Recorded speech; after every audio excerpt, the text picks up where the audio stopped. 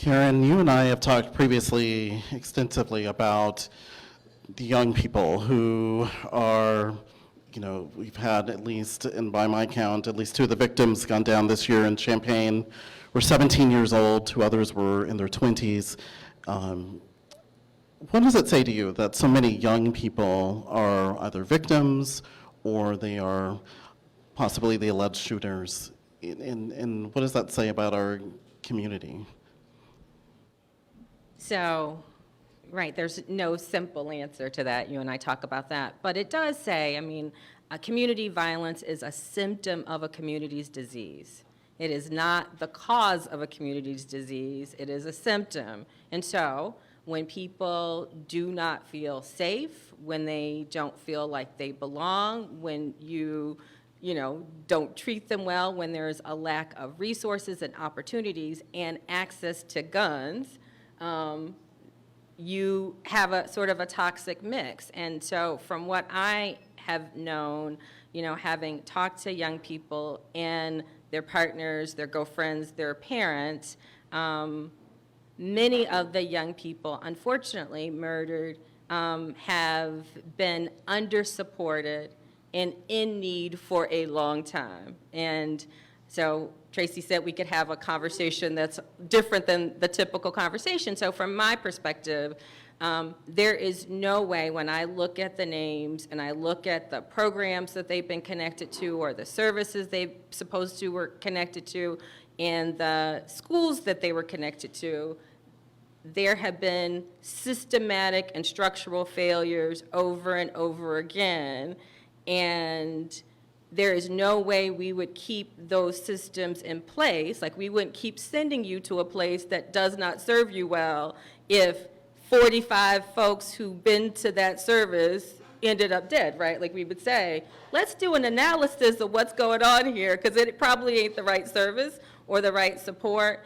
And so I feel like we don't invest well in what we know would work, and we spend a lot of time and talent and resources doing stuff that doesn't work. And we have a lot of families and youth that have not gotten the kind of, they've told us frequently people tell us what you need. I've talked to young people who say, I want somebody who I can talk to in the middle of the night when I'm making critical decisions. That is not a classical mentoring program, but we will fund a classical mentoring program and not make sure that there's somebody in the middle of the night who can talk to them, right? We say we will find young people who have chronic addiction, substance abuse needs, right? And so our solution to that is to send people to addiction services that they run away from. And rather than thinking about creative, community-based, alternative, peer-based, real wellness strategies where we get people in recreation, we do group stuff, right? Like a whole bunch of stuff, right? Like, we don't do that, which we know is evidence-based. Instead, we send you to a substance abuse program that we know you're probably going to fail at. Or we'll send you to anger management, and every young person that I've ever talked to says anger management makes them angry. Right? And so this is not to say, and I want to say this clearly,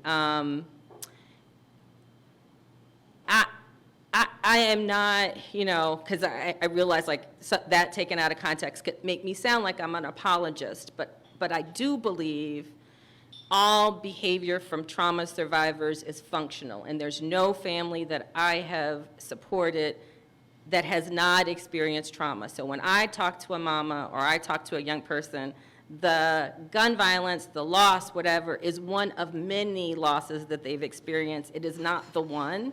It is a part of a lifetime of struggle and too few resources and supports. And so when you don't feel safe, you do what you need to do to feel safe, right? Like, that is a functional way that our brains work.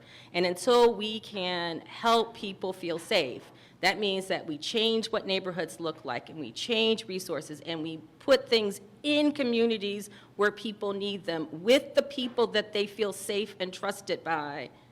Until we do what we know is best, and then also do a critical analysis of what is broken in the system and stop trying to like make things work and instead dismantle some stuff, we will keep this because this is a reflection of a broken community.